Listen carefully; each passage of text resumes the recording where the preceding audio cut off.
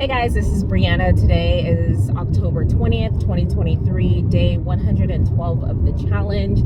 So, yesterday I was actually speaking with a newer friend of mine. He is a business owner. He has actually a couple of businesses. And he and I met at this mini conference that I was interviewed at, I think like a month ago.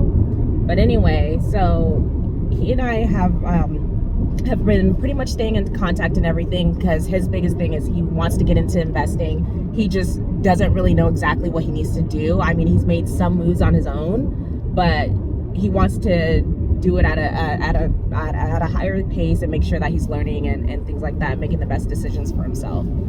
So anyway, he and I were talking last night, and he was telling me about a book that he's reading by Robert Kiyosaki, called something about financial IQ.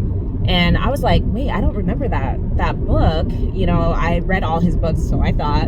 And then he took a picture and sent it to me. I was like, oh, what the heck? So I go to my there's an app that I use called Scribd. Scribd is similar to Audible.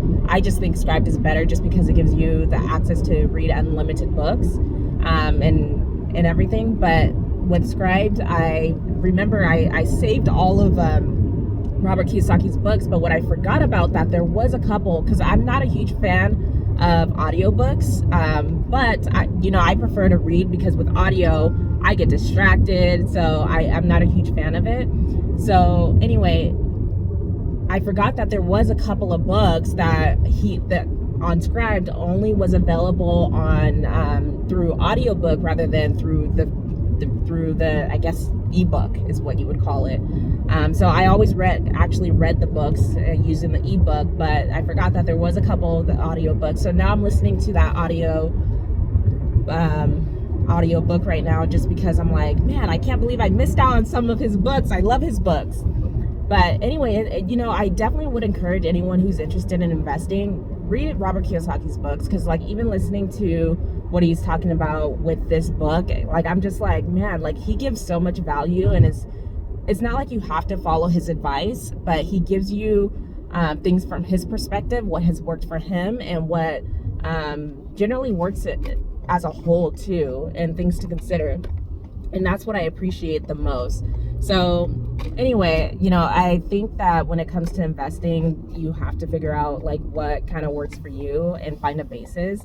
My kind of like what I was talking about last night, I definitely recommend joining a real estate club. But more than that too, as far as education, in my opinion, I don't think you can go wrong with Rich Dad Poor Dad, and listen to a lot of different people and get other people's perspective on things as well.